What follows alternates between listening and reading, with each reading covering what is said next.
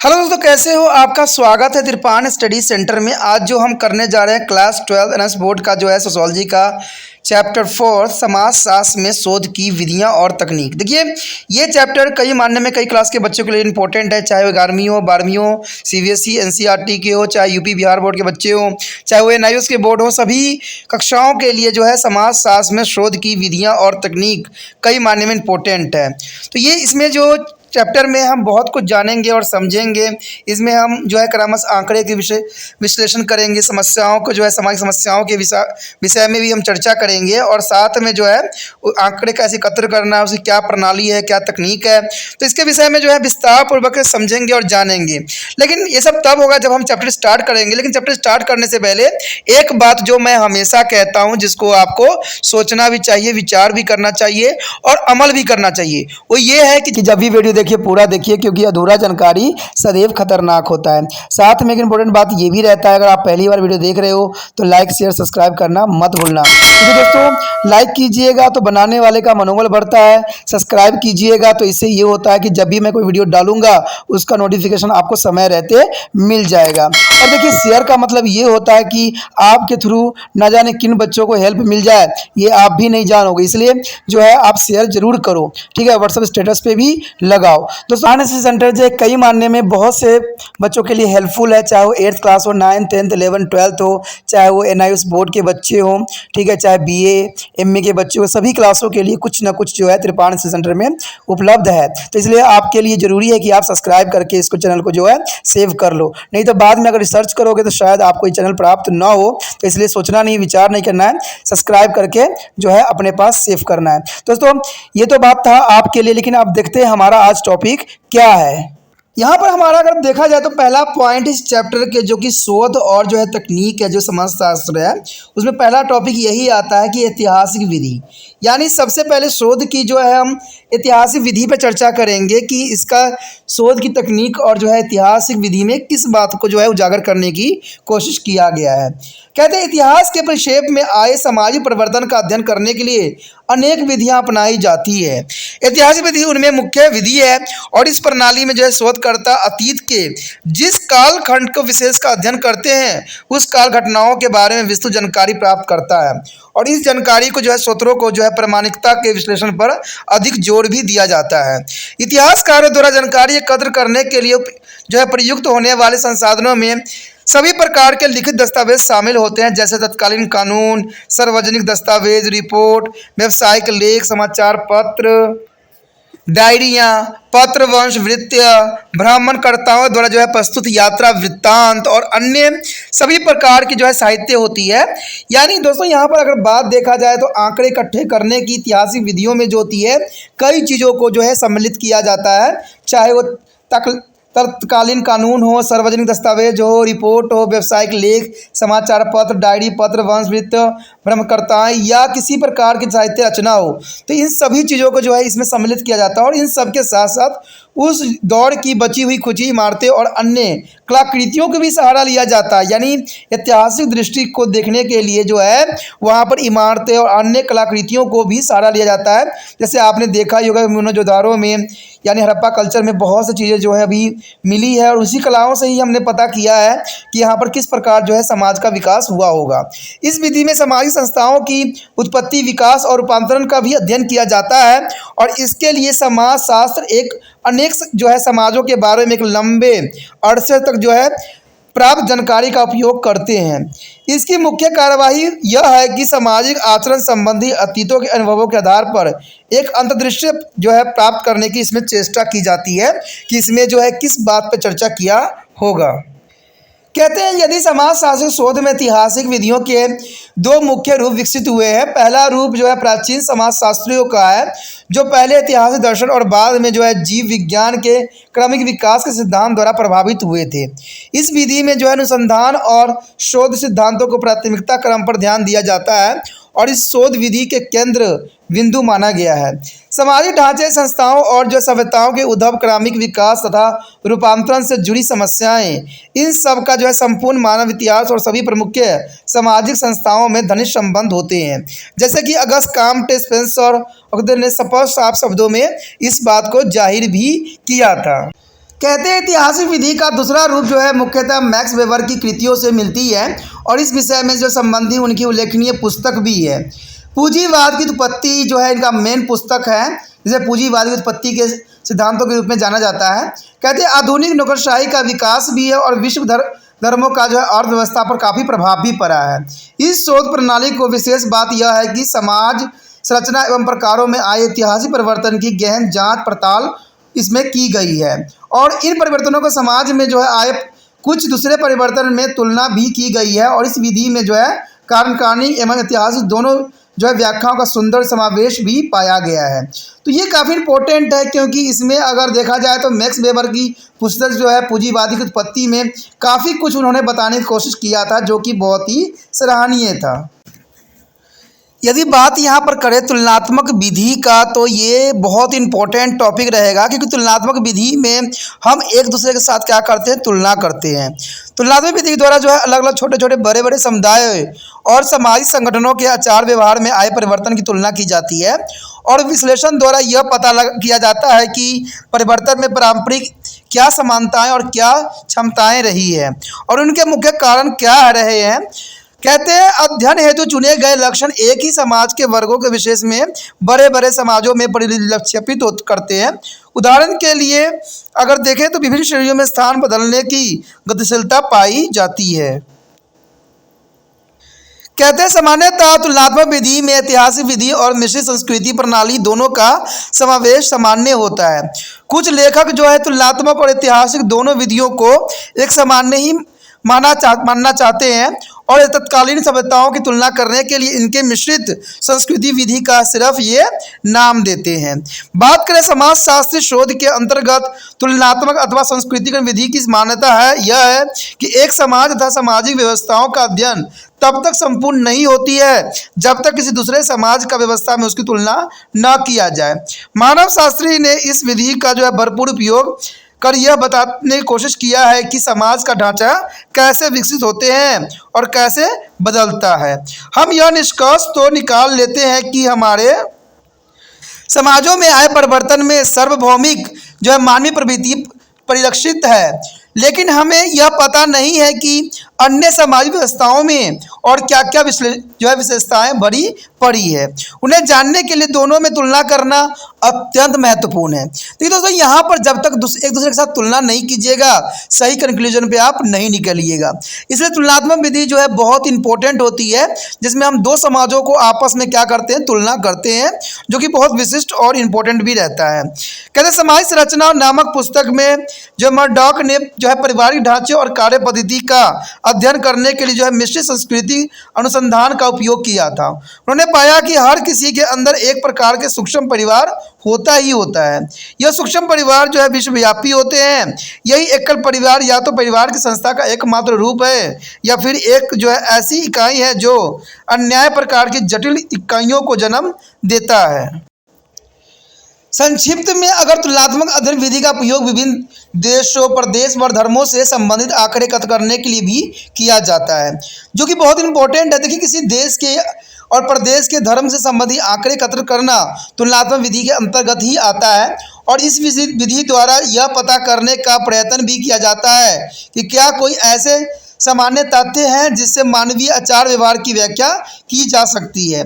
इस प्रकार तुलनात्मक विधि द्वारा विभिन्न समुदाय और संस्थाओं के बीच पाई जाने वाली समानताओं और विभिन्नताओं को खोजने का सदैव ही प्रयास किया जाता है, जो कि बहुत काफ़ी इंपॉर्टेंट बात भी यहाँ आती है। तुलनात्मक विधि एक लंबे समय तक जो है समाजशास्त्र में अध्ययन की सर्वोत्तम विधि मानी जाती गई है और यह जो है परिकल्पना को परखने का एक साधन भी है। कहते हैं आधुनिकता समाजशास्त्री इस विधि का उपयोग छोटे सीमित स्तर पर ही तुलनात्मक अध्ययन करने के लिए सदैव करते हैं। उदाहरण के लिए शहरी जीवन और तलाक एवं किशोर अपराध की दर, परिवार का आकार और स्थान बदलने की प्रवृत्ति और सामाजिक स्तर और शिक्षा जैसे छोटे शोध कार्य में ही इसका जो सदुपयोग किया जाता है और इस प्रकार प्राप्त अनुभव और जानकारी के आधार पर जो है सैद्धांतिक सहसंबंध स्थापित भी किए जाते हैं, जो कि बहुत इंपॉर्टेंट बात है। यदि बात करें विकासवादी समाजशास्त्रियों ने पहले इस विधि को अपनाया था अवश्य ही, लेकिन दुर्खिम ने अपनी पुस्तक सामाजिक विधियों के नियम में इसका महत्व विविधता प्रतिपादित किया। दुर्खिम ने जो है व्यवहार प्रवृत्ति का वर्गीकरण भी किया, जैसे आत्महत्या की दरें, देखिए आत्महत्या की दरें जो थी बहुत इंपॉर्टेंट था। दुर्खीम ने इस बात को पूरा उजागर किया था कि समाज ही जो होता है किसी व्यक्ति को आत्महत्या करने के लिए उकसाता है और वही कारण भी बनता है, ताकि सामाजिक घटनाओं में पारंपरिक संबंध, विस्मयता और कल्पनाओं को जो है परखा जा सके। इन नमूने का उपयोग तुलना करने के लिए सदैव किया जाता है और यह विधि जो है समाज शासन धर्म में जो है उपयोगात्मक विधि के निकटतम मानी भी जाती है। दुर्खिम ने तुलनात्मक ऐतिहासिक विधि के पक्ष में अपना मत जो है व्यक्त किया, क्योंकि समाज शास्त्री प्रयोगशालवाद प्रयोग नहीं कर पाते थे, यानी प्रयोगशालवाद जो है प्रयोग नहीं करते थे समाजशास्त्री सब, और सामान्य स्थिति को जो है क्रमबद्ध तरीके से तुलना द्वारा एक प्रकार के अप्रत्यक्ष प्रयोग ही कर पाए थे। देखिए जब तुलनात्मक विधि खत्म होता है तो हमारा आता है प्रयोगात्मक विधि। इसमें प्रयोग किया जाता है, यानी प्रयोग वह प्रक्रिया है जिसके अंतर्गत शोधकर्ता दो सर्वसमान समूहों में एक समूह यानी जो है प्रायोगिक समूह की अवस्था में नया परिवर्तनशील आयाम जोड़ते हैं और दूसरे जो है अप्रभावी समूहों को तुलना कर इसे नए आयाम का जो है प्राथमिक समूह पर पड़ने वाले असर पर भी अध्ययन करते हैं। यदि प्रायोगिक समूह पर इन्हें नए आयाम का नियंत्रण समूह से भिन्न असर होता है तो प्रायोगिक समूह के व्यवहारों में बदलाव आता है और यह निश्चय मान लिया जाता है कि परिवर्तन उसे नए आयामों को जोड़ने के कारण ही आया है। प्रयोगशाला में सभी अवस्थाएं जो है पूर्व नियंत्रण होती है, केवल उस अवस्था को छोड़कर जो है प्रायोगिक समूह में परिवर्तन हो जाता है और जो प्रयोग का विषय होती है समाज शास्त्र में भी जो है क्षेत्र प्रक्षेपण किए जाते हैं। यानी प्रयोगात्मक विधि बहुत इंपॉर्टेंट होता है जिसमें हम प्रयोग द्वारा जो है सिद्ध करने की कोशिश करते हैं, लेकिन उनका स्थान प्रयोगशाला में न होकर वास्तविक संसार में होता है। देखिए प्रयोगात्मक का मतलब होता है प्रयोग, लेकिन ये प्रयोग जो होती है किसी लैब में नहीं होती है, ये पूरे संसार में होती है, पूरे समाज में होती है। जिन लोगों का व्यवहार अध्ययन का विषय बनाया जाता है उन्हें यह भी पता नहीं होता है कि किसी शोधकर्ता के साथ ही उनके व्यवहार का अध्ययन कर रहे हैं, क्योंकि अगर आप बता के कीजिएगा तो वो जो है अपना वास्तविक जो है व्यवहार कभी नहीं करेगा। इसलिए बिना बताए ही शोधकर्ता जो होते हैं उसके व्यवहारों को अध्ययन करते हैं। इस अध्ययन में कुछ जो है पुट तुलनात्मक अध्ययन विधि का आवश्यक होती है। इस तथ्य की पुष्टि के लिए यहाँ कुछ उदाहरण भी दिए गए हैं। कहते हैं अपने शोध में डैनियम्स ने 1965 में इंग्लैंड में होने वाले जातीय भेदभाव की सीमा का पता लगाना चाहा था। इस काम के लिए उसने 3 अलग अलग मुल्क के व्यक्तियों को चुना था, एक इंग्लैंड का, दूसरा वेस्ट इंडीज़ का और तीसरा हंगरी का रहने वाला था। उन तीनों से उसे आवास, नौकरी, बीमा कवर ढूंढने को कहा। उन तीनों को एक जैसी जो है शैक्षिक योग्यता थी, तीनों लगभग एक ही आयु के थे और तीनों को अंग्रेजी भाषा अच्छा ज्ञान था। उन्हें पाया कि इंग्लैंड के निवासी ने सभी क्षेत्रों में दूसरे दोनों के बेहतर सफलता प्राप्त की थी। हंगरी के रहने वाले का दूसरा स्थान रहा, जबकि वेस्ट इंडीज़ वाले को सबसे कम सफलता मिली थी। तो इससे साफ जाहिर हो जाता है कि जैसा परिवेश होता है वैसा ही व्यक्ति जो होता है अपना कार्य करता है। तो ये शोध के रूप में इसको देखा जा सकता है। कहते हैं मैरासन ने अपनी पुस्तक में कुछ इस प्रकार के प्रश्न पूछे। क्या आपने कभी देखा है कि कॉफी घर में घुसकर लोग कहाँ बैठते हैं? क्या आपने कभी ये जानने की कोशिश की है कि तब क्या होता है जब लोग उन्हें सीटों पर बैठने से इच्छुक होते हैं और जिन पर पहले से ही कुछ लोग बैठे हैं, बजाय उन सीटों को जो खाली पड़ी है? यदि आपने ऐसा किया है तो निश्चय ही आपने उस परीक्षण विधि का उपयोग किया है जिसे समकालीन समाजशास्त्र क्षेत्र विषय में अध्ययन के लिए हाल ही में लोकप्रियता प्राप्त किया है, जो बहुत काफ़ी अध्ययन का एक नमूना था। कहते हैं इस संदर्भ में जो है मैरासन ने ऐसे शोध कार्य का भी वर्णन किया जो कैफ़े, लाइब्रेरी आदि जगहों पर होने वाली जो है परिस्थितिबंध घटनाएं दर्शाई गई, जो तब घटती थी जब कोई अचानक वहां पहले से ही बैठे लोगों को बिना बताए उसके अधिकार क्षेत्र में अथवा अवांछनीय रूप से उसके बीच में आ टपकता था, जिसके उन्हें कोई आशंका नहीं होती थी। वहां बैठे लोगों को यह धारणा कि केवल वही उस स्थान पर सदा बैठ सकते हैं सब पर प्रकट हो जाती थी। उसके पश्चात अगला विधि जो है कार्यक्षम विधि, यानी जीव विज्ञान के क्रमिक विकास जो है वादियों के शोध को अलग कार्य प्रणाली और अलग दावे थे। कहते हैं मूलतः इसके जो है विरोध स्वरूप समाजशास्त्र और समाज विकास संबंधी विज्ञानों के क्षेत्र में अध्ययनकर्ताओं ने अपनी अलग कार्यक्षम विधि का विकास भी कर लिया था। कार्यक्षम विधि और कार्य विश्लेषण जैसे शब्द एक दूसरे के लिए सामान्य रूप से प्रयोग में लाए जाते हैं, फिर भी कार्यक्षम विधि की चर्चा से पहले इसके और कार्य विश्लेषण के बीच अंतर स्पष्ट करना आवश्यक हो जाती है। कार्य विश्लेषण की क्रियाओं में शोधकर्ता उन सभी क्रियाकलापों का विवेचन करते हैं जो बार बार दोहराई जाती है और देखता है कि उनका जो है समकालीन विस्तृत सामाजिक व्यवस्था पर जिसके वे स्वयं अंग है क्या असर पड़ता है। इस तरह कार्यक्षम जो है विधि समाजशास्त्र और जीव विज्ञान के क्षेत्र में अनुसंधान करने का एक अच्छा साधन सिद्ध भी होता है। इसका उद्देश्य उन सामाजिक और संस्कृति तथ्य तत्व का पता लगाना और उनकी परीक्षण भी करना है जो व्यापक रूप से समाज में जो है विद्यमान होते हैं। बहुधा इसकी अर्थ यह माना जाता है कि वे तत्व किस तरह संपूर्ण समाज व्यवस्था को प्रभावित करते हैं और उससे स्वयं ही जो है प्रभावित होते हैं जिसके साथ वह हमेशा रहते हैं। दूसरे शब्दों में कार्यक्षम विधि का जो है अर्थ कार्य क्षमता और सामाजिक ढांचे को कार्य प्रणाली का विवेचन भी होता है। समाजशास्त्र के संदर्भ में इस प्रणाली का उल्लेख पहली बार 19वीं शताब्दी के फ्रांसीसी समाजशास्त्री एल्mer दुर्खिम और 20वीं सदी के अमेरिकन समाजशास्त्री तलकोट पार्सन तथा उसके शिष्य ने किया था। लेकिन इस विधि के जरिए जैविक क्रमिक विकास विज्ञान के कार्य प्रणाली से जुड़ी है। इस क्षेत्र की उल्लेखनीय कृतियां जो है वेलेंसिया मेलिनोव्स्की और A.R. जो है रेडिफोल्ड ब्राउन द्वारा रची गई थी। इन विधि का मूल्य बिंदु जो है समग्र समाज व्यवस्था का अध्ययन है जिसका उद्देश्य यह पता करना होता है कि व्यवस्था कैसे कार्य करती है, इसमें बदलाव कैसे आते हैं और इसका क्या है और कैसे अभाव परिक्षेपित होती है। इस प्रकार यह विधि एक ऐसी दृष्टिकोण प्रस्तुत करती है जिसका द्वारा समाज के विश्लेषण का अध्ययन भी किया जा सके। इसका केंद्र बिंदु समाज में व्यवस्थित और स्थिरता का स्रोत उद्गम का पता लगाना होता है। जिन बातों पर जो है विशेष ध्यान दिया जाता है वह समाज संस्थाएं किस प्रकार समाजी जीवन में व्यवस्था कायम रखने में सहायता करती है और समाजी व्यवस्था जो है आचार व्यवहार को किस प्रकार प्रभावित यहाँ करती है। कहते हैं कार्य क्षमतावादी प्रणाली के अंतर्गत समाज की कल्पना उस व्यवस्थित के रूप में की जा सकती है जिसके जो है अनेक अंग एक दूसरे से इस प्रकार जुड़े होते हैं कि उन्हें अलग नहीं किया जा सकता और न ही उन्हें अकेले अकेले में समझा जा सकता है। इसमें से यदि किसी एक में कोई बदलाव आता है तो सारी व्यवस्था का संतुलन कुछ हद तक बिगड़ जाता है और कभी कभी इसका असर दूसरे अंगों पर भी सीमा तक पड़ जाता है कि सारी व्यवस्था को ही बदलने की आवश्यकता अनुभव की जाने लगती है। बात करें 19वीं शताब्दी में कार्य क्षमता विधि का उद्भव जीव विज्ञान के जैविक क्रमिक विकास के नमूने के तौर पर हुआ था और हर्बर्ट स्पेंसर ने समाज के विश्लेषण में जैविक विज्ञान जैसी ही समानता ढूंढी जिसमें जीव का विश्लेषण स्थान होता है और इसका कहना था कि समाज भी एक जीवित इकाई होती है। जैसे एक जीव के अंग प्रत्यय एक दूसरे से विभिन्न रूपों में जुड़े हुए होते हैं और वह सब मिलकर एक ही दिशा में काम करते हैं, वैसी समाज की भी दशा है।